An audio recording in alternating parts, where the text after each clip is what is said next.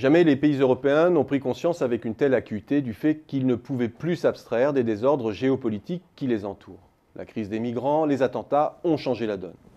Je voudrais m'attarder ici sur leur portée économique, non par cynisme, mais parce que la déstabilisation de nos pays, si elle advient, passera d'abord par là. Alors certes, je ne peux ignorer les leçons de l'histoire, le fait que les guerres, même froides, même asymétriques, ont des effets ambigus, parfois paradoxaux sur la croissance, quand elles ne se jouent pas directement sur votre territoire. Oui, l'histoire américaine est aussi celle de l'instrumentation opportune du conflit.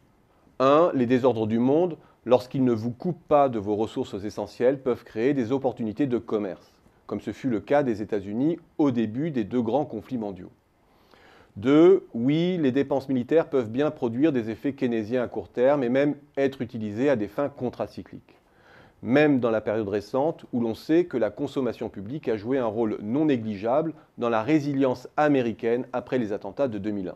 Cela a même été rationalisé par certains économistes qui arguent que la dépense militaire engage des industries ancrées sur le territoire et passe par de la commande publique qui permet d'en ventiler plus finement la destination, évitant les effets pervers des politiques de relance menées à l'aveugle. 3. On connaît enfin toute la littérature sur les vertus du complexe militaro-industriel pour catalyser l'innovation et la diffuser au sein de la sphère civile. Mais je ne vais pas ici m'engouffrer trop rapidement dans les enseignements distanciés et controversés des économistes sur les liens observés entre guerre, dépenses militaires et croissance. Ils nous disent d'ailleurs surtout que l'on ne peut s'abstraire des circonstances et que tout cela fonctionne éventuellement tant que la dépense militaire n'évince pas d'autres investissements plus vitaux, comme l'éducation, la santé par exemple.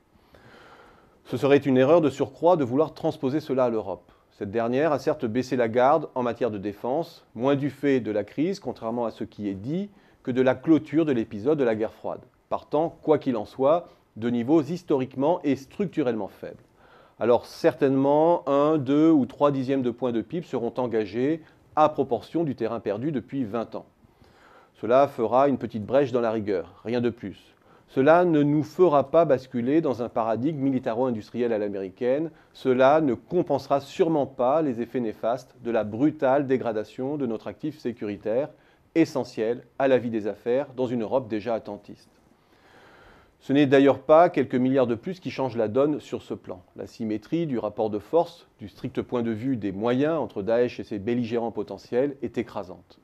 Mais c'est précisément parce que Daesh connaît la vulnérabilité systémique de nos économies, le fait qu'un Lehman Brothers peut faire plonger la planète entière, c'est bien parce qu'il mise sur cet effet aile de papillon qu'il s'engage dans ce qui ressemble à une lutte suicidaire.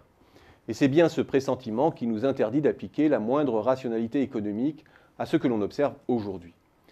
Le seul constat que l'on peut faire alors, c'est que chacune des crises qui se succèdent renvoie chaque fois aux failles systémiques de nos économies et de l'Europe. Et c'est aujourd'hui le dernier axiome auquel elle se raccrochait encore quand tout allait mal. Europe égale paix, égale sécurité, égale commerce, donc prospérité, qui est en train de voler en éclats. C'est peut-être là que se situe le seul germe d'espoir dans la crise terrible que nous traversons. Car les pays sont plus que jamais acculés à réinvestir l'idée européenne pour la bâtir là où ils s'en remettaient à la main invisible du marché ou à l'hégémonie bienveillante américaine.